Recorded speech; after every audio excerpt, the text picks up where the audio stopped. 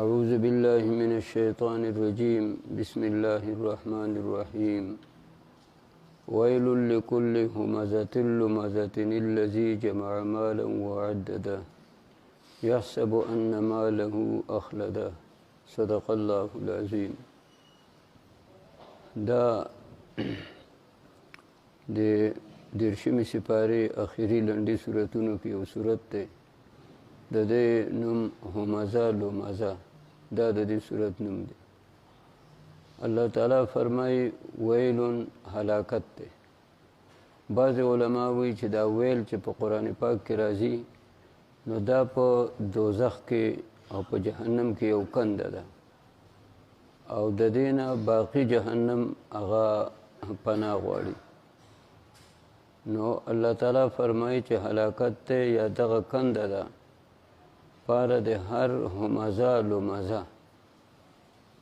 نو همزه چاته وي او لمزه چاته وي؟ همز دا پیغور ته وي، یو سړی چې بل د یو خبرې پیغور هغه ورکوي. ګوره پیغور په هغه شي باندې ورکولی کېږي چې هغه شی د عیبي، کوم شی چې د عیبي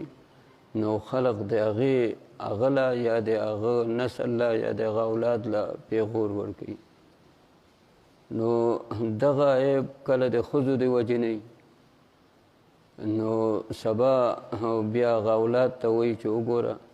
ستا موره یا ستا نیا یا ستا تروره یا ستا خوره یا ستا ښځې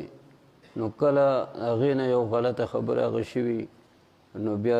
خلق هغې انسان هغه ته پیغور هغه ورکوي. کله د یو پلار نه غلط کار هغه شوی، د نیکه نه یو غلط کار شوی نو خلق اولاد ته د هغې پیغور هغه ورکوي.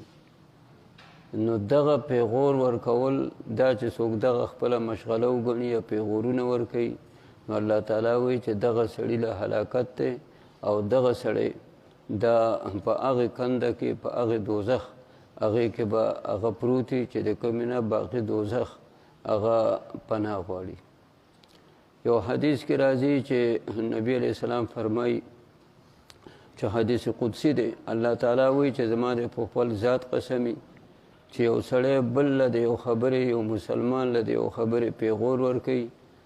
نو زه به دی په حقه غلطۍ کې هغې کې به دی زه مبتلا کوم. نو دا څو ځله تاسو ته مخکې هم دا خبره ما کړې ده چې هر یو سړی دا غواړي چې زما لور خور، زما ښځه، زما پلار، زما زوی، زما وراره، زما ټبرداري دا د بې عیبه په دو کې د داسې د پیغور او د عیب یو خبره هغه دی نه، لیکن شیطان هغه ولګي یو ښځه هغه دوکه کي یا یو سړی دوکه کي نو ته چې دی نه خبر شي چې مثلا د پلانکي لور مټیزه لاړه، د پلانکي ګور مټیزه لاړه، د پلانکي پلار داسې کار وکړو، زوی هغه یې داسې کار وکړو نو خپل ځان ته سوچ هغه وکړه چې خدای ما بچ کړي، خدای ما د داسې خبرو نه د دې نه ما بچ کړي. نو الله تعالی ته رجوع هغه پکار ده. نو زمونږ خلق دغه خبره چې وشي نو سبا چې بیا څه ایله خبره کې کته پورته شي نو پیغور ورکوي. نو دا ګوره دا نن سبا چې په موږ په کورنۍ کې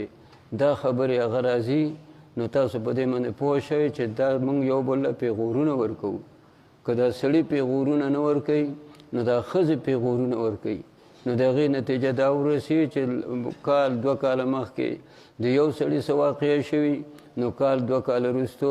د بل واقع وشي. نو که دی د خپلې خولې له ډکه ورکړي او د قرآن او د حدیث مطابق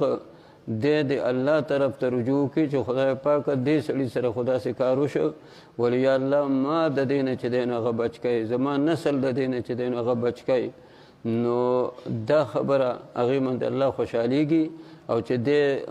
یا دی یا د ښځه یا د زوی د لور هغه یو ته وایي چې وګوره ستا چې دی نو داسې شوې ده، ستا داسې شوې ده، ستا داسې